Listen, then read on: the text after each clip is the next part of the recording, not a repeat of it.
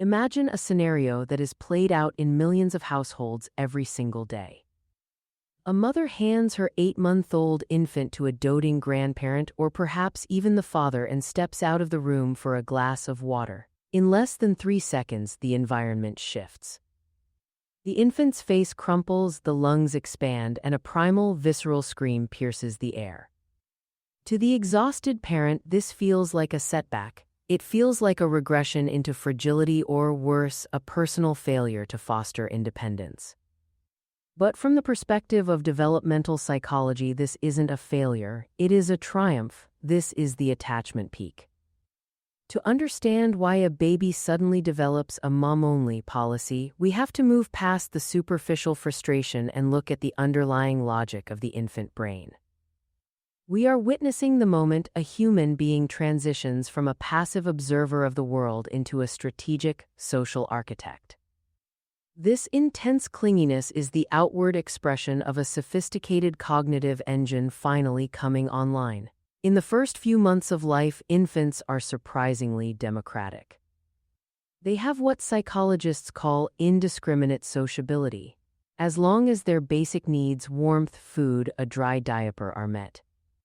They are generally content to be held by almost anyone with a heartbeat and a gentle touch. This is a survival mechanism for a creature that is born utterly helpless. If the primary caregiver is unavailable, the infant must be able to accept care from the rest of the village. However, around the 6 to 9 month mark, the software changes. The infant begins to realize that the world is not a monolithic experience, but a collection of distinct entities. This is the dawn of object permanence, a concept famously pioneered by Jean Piaget. Before this stage, out of sight, out of mind was a literal neurological reality. When mom left the room, she effectively ceased to exist. But once object permanence takes root, the baby understands a terrifying new truth: mom still exists, but she is somewhere else. She is a separate being with the agency to leave. This realization creates a psychological vacuum. The baby now has the cognitive capacity to remember the feeling of safety associated with a specific person and the mental imagery to miss them when they are gone. The scream is not just a noise, it is a search and rescue signal for a missing piece of their own survival kit. This brings us to the core of the stick logic of attachment, the secure base. John Bowlby, the father of attachment theory, proposed that humans are biologically programmed to seek proximity to a primary caregiver. But it was Mary Ainsworth who truly decoded the mechanics of this through her strange situation experiments. She discovered that for a child to explore the world, they first need a secure base. Think of it like a deep-sea diver and their oxygen line. The diver can only explore the dark, dangerous depths of the ocean floor because they know they are tethered to the surface. If that line feels loose or if the connection is threatened, the diver doesn't keep exploring, they panic and pull back. To a baby, the mom-only phase is the process of tightening that tether. They are identifying who their primary source of regulation is. They are selecting their secure base. When a baby refuses to go to a father or a grandparent, they aren't rejecting that person out of malice. They are performing a high-stakes calculation of emotional safety. In their mind, the world has suddenly become much bigger and more complex. To navigate this new complexity, they need the person who best knows their cues, the person whose heartbeat they have known since before they had lungs, and the person whose face provides the most reliable social referencing.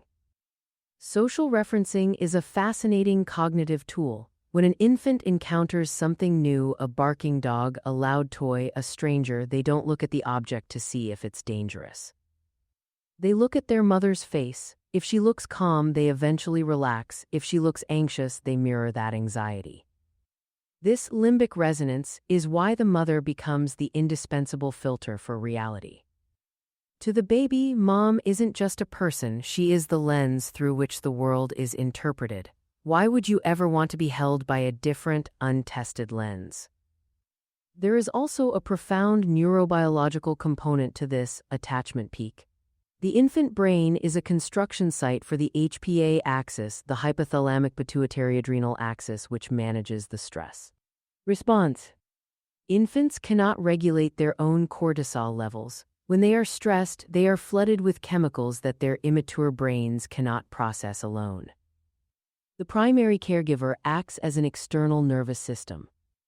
Through skin-to-skin contact, vocal cooing, and rhythmic rocking, the mother triggers the release of oxytocin in the infant, which physically shuts down the production of cortisol. Over time, this co-regulation teaches the infant's brain how to eventually regulate itself. When a baby only wants mom, they are essentially saying, "My nervous system is currently overwhelmed by the complexity of existence. And you are the only one who knows the exact frequency required to stabilize me." It is a biological necessity disguised as a behavioral quirk. But why does this peak happen right when the baby starts to become mobile? There is a beautiful evolutionary logic at play here. When a baby starts to crawl, they suddenly have the power to put distance between themselves and their protector. This is the most dangerous moment in an ancestral environment. If a baby could crawl away without any fear or any specific attachment, they would be lost or eaten in minutes. The attachment peak is the biological counterweight to mobility. The more the baby is physically able to move away, the more psychologically tethered they become to the mother. The clinging is a safety brake. It ensures that as the child explores the physical world, they remain within a circle of security. We often view this phase as a hurdle to be overcome, but in reality, it is the foundation of future independence. This is the great paradox of attachment. The more secure a child feels in their dependency today, the more confident they will be in their autonomy tomorrow. A child who is forced into independence before they have established a secure base often develops an insecure avoidant attachment style. They learn that their signals for help will not be answered, so they stop signaling. They appear independent, but internally their cortisol levels remain high. They haven't learned to self-regulate, they've simply learned to hide their dysregulation. Conversely, the clingy baby who is allowed to use their mother as a secure base is gathering the data they need to eventually leave. They are learning that the world is a place where their needs are understood and where safety is a reliable constant.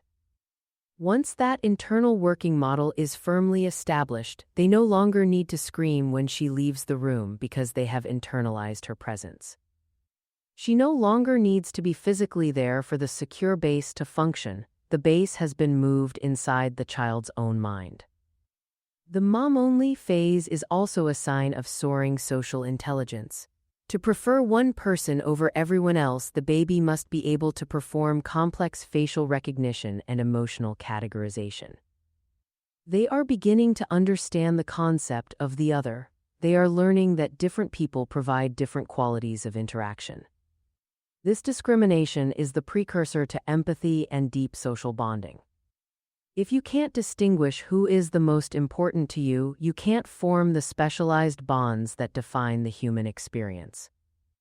The stranger danger that often accompanies this phase is the brain's way of saying, "I have identified the gold standard for my care, and I am now suspicious of any deviations from that standard."